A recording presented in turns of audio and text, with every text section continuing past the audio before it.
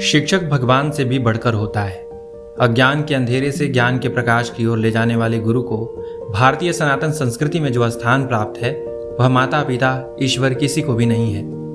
हालांकि अब समय बदल गया है और गुरु शिष्य संबंधों का आधार व्यापारिक होता जा रहा है। इससे शिष्यों और गुरुओं की परस्पर निष्ठा की जमीन भी दरकने लगी है। ऐसे माहौल में भी हमारे समाज में कुछ ऐसे लोग हैं जो विश्वास की पुरानी परंपरा को जीवन देते दिखाई देते हैं, जिनके लिए शिक्षा देना सिर्फ नौकरी पेशा की बात नहीं बल्कि देश की तकदीर बदलने का साधन है, सेवा का अवसर है और समाज के भविष्य को संवारने का एक मजबूत विकल्प है।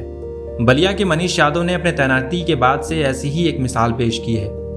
7 सितंबर 2018 को शिक्षा क्षेत्र चिलकहर के प्राथमिक विद्यालय कलना में सहायक अध्यापक के तौर पर मनीष यादव की तैनाती हुई।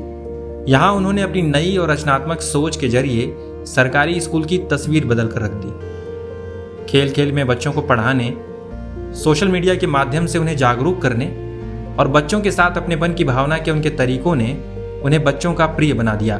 तभी तो जब उनका किसी और स्कूल में ट्रांसफर हुआ तो विदाई में उनके छात्र फूट फूट कर रोने लगे।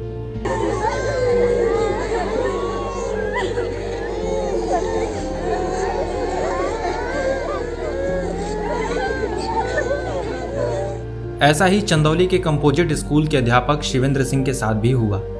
शिवेंद्र सिंह बघेल 7 सितंबर 2018 से लेकर 12 जुलाई 2022 तक इस स्कूल में बच्चों को पढ़ाते रहे। उनके पढ़ाने के अंदाज ने उन्हें छात्रों का सबसे प्रिय अध्यापक बना दिया था। शिवेंद्र सिंह का जब ट्रांसफर हुआ और वह गांव से जाने लगे तो ऐसा लगा कि उनके प्यारे स्टूडेंट्स नियमों की सारी मजबूरियों से पार होकर उन्हें जाने से रोक लेंगे। ऐसे रोगे? अरे मेरा बच्चा, ऐसे नहीं रोते सब लोग। नहीं, बहुत मजे करो, बहुत अच्छे से।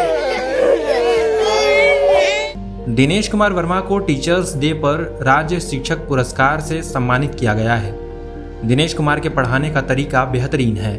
वह बच्चों को छोटी से छोटी चीज समझाने के लिए प्रायोगिक तरीके का इस्तेमाल करते हैं। इससे बच्चों में पढ़ाई के प्रति लगाव पैदा होता है और वह खेल खेल में विज्ञान और गणित के कई कठिन सिद्धांत भी आसानी से समझ लेते हैं। रहा है, इसका मतलब है ध्रुव चारों दिशाओं में बराबर दाब लगाता है कि नहीं? ये बात सिद्ध हो जाएगी।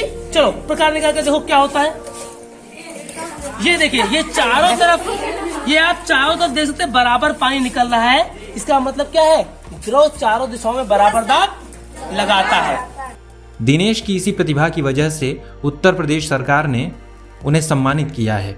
अभी तक हमने जिन जिन शिक्षकों की चर्चा की वे तो पेशे से अध्यापक हैं, लेकिन अब हम जिन द्रोणाचार्यों के बारे में आपको बताने वाले हैं उनका पेशा कुछ और है। वे अपनी क्षमता की सीमा से आगे बढ़कर देश का भविष्य संवारने में लगे हैं। पहली कहानी उन्नाव में जीआरपी में काम करने वाले रोहित कुमार की है। रोहित ने किसी प्लेटफॉर्म पर कुछ बच्चों को भीख मांगते देखा। इसके बाद यह दृश्य उनके जेहन से कभी नहीं उतरा। उन्होंने ऐसे तमाम बच्चों को जुटाया जो भीख मांगते थे और एक पेड़ के नीचे उनके लिए स्कूल खोल दिया। हालांकि बाद में उनका ट्रांसफर झांसी हो गया और वह गांव से चले गए। उनकी विदाई के समय पूरा गांव भावुक होकर रो पड़ा था।